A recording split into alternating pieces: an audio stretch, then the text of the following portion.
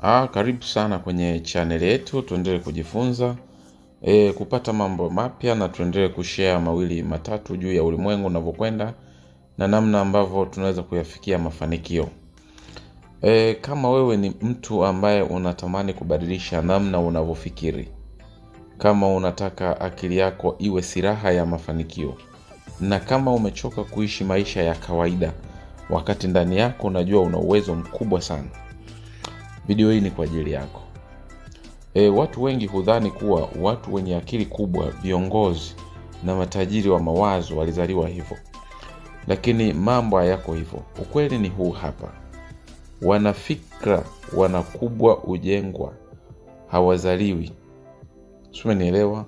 Wanafikra wakubwa hujengwa ila hawazaliwi. Na mojawapo ya silaha kuu iliyowajenga watu hawa ni vitabu. Leo nitakushirikisha vitabu 7 ambavyo vina uwezo wa kumbadilisha mtu wa kawaida kabisa kuwa mwanafikra mwenye nguvu sana, uthubutu na mwelekeo mpya wa maisha. Hakuna kubumba, hakuna motivation ya juu, bali ni vitabu vinavyobadilisha mfumo wa mawazo. Basi kaa vizuri, fungua akili yako na tuanze kwa pamoja. Kitabu cha kwanza ni Think and Grow Rich cha Bwana Napoleon Hill. Hiki si kitabu cha pesa tu, bali ni kitabu cha akili. Napoleon Hill alifanya utafiti kwa zaidi ya watu 500 waliokuwa na mafanikio makubwa sana, akiwemo Andrew Carnegie.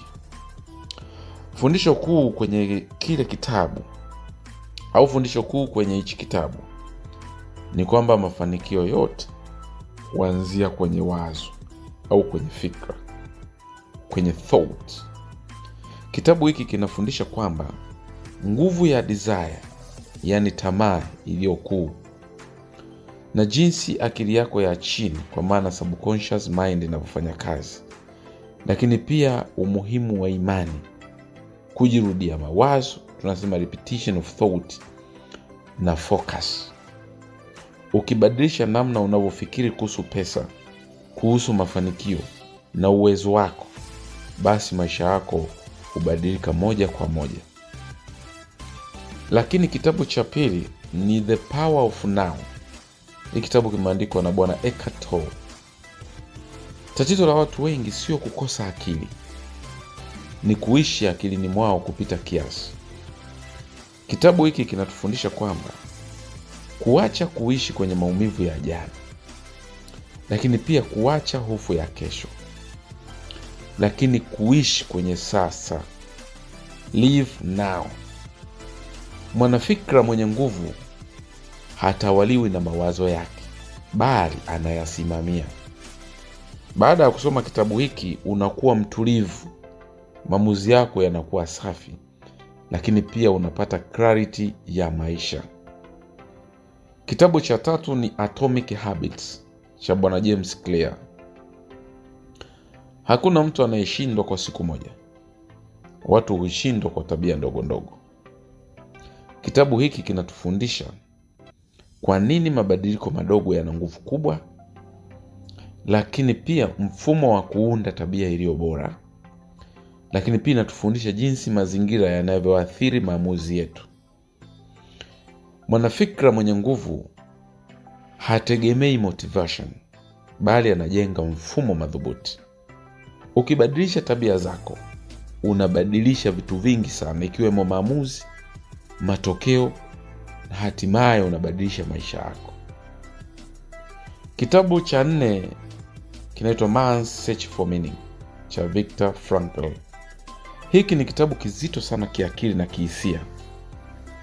Viktor Frankl aliishi kwenye kambi za mateso za Nazi, lakini aligundua ukweli huu: mtu anaweza kunyang'anywa kila kitu isipokuwa uhuru wa kuchagua mtazamo wake. Kitabu hiki kinatufundisha maana ya mateso, umuhimu wa purpose, nguvu ya akili hata kwenye hali mbaya zaidi. Hiki ni kitabu cha watu waliopitia au wanapitia magumu yaliyopitiliza.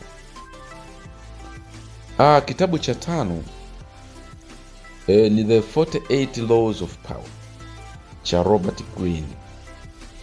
Hiki si kitabu cha wema, ni kitabu cha uhalisia wa ulimwengu. Kinakufundisha jinsi nguvu inavyofanya kazi, saikolojia ya watu, mbinu za kulinda nafasi yako.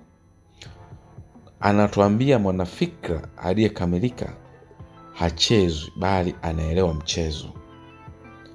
Hata kama hutaki kutumia sheria zote, kuzijua kuna kusaidia kuepuka kuumizwa au kudhibitiwa. Lakini kitabu cha 6 ni The Deep Work cha Cal Newport. Katika dunia ya simu, notifications na social media, uwezo wa kuzama kwenye kazi kwa umakini ni nadra sana. Kitabu hiki kinatufundisha focus ya kiwango ya juu sana, lakini pia kuepuka distractions. Kufanya kazi kwa ubora na wala si kwa kelele. Anatuambia wanafikra wakubwa hawapigi kelele, lakini wanafanya kazi kimya kimya. Kitabu cha 7 na cha mwisho ni As a Man Thinketh cha James Allen. Hiki ni kitabu kifupi sana, lakini kina nguvu kubwa sana mwilini mwako. Ujumbe wake mkuu unasema maisha ya mtu ni kioo cha mawazo yake. Kinakufundisha kwamba uwajibikaji wa akili, mawazo kama mbegu, matokeo kama mavuno. Ukidhibiti mawazo yako, basi umedhibiti hatima yako. Rafiki yangu, hakuna mtu aliyebadilika kwa bahati mbaya. Watu wenye nguvu ya kufikiri huchagua wanachosoma, huchuja wanachosikiliza, lakini pia hujenga akili zao kila siku. Kama hutaanza kusoma, utaendelea kuishi kwa mawazo ya wengine. Swali langu kwako la leo ni kwamba ni kitabu kipi utaanza nacho leo?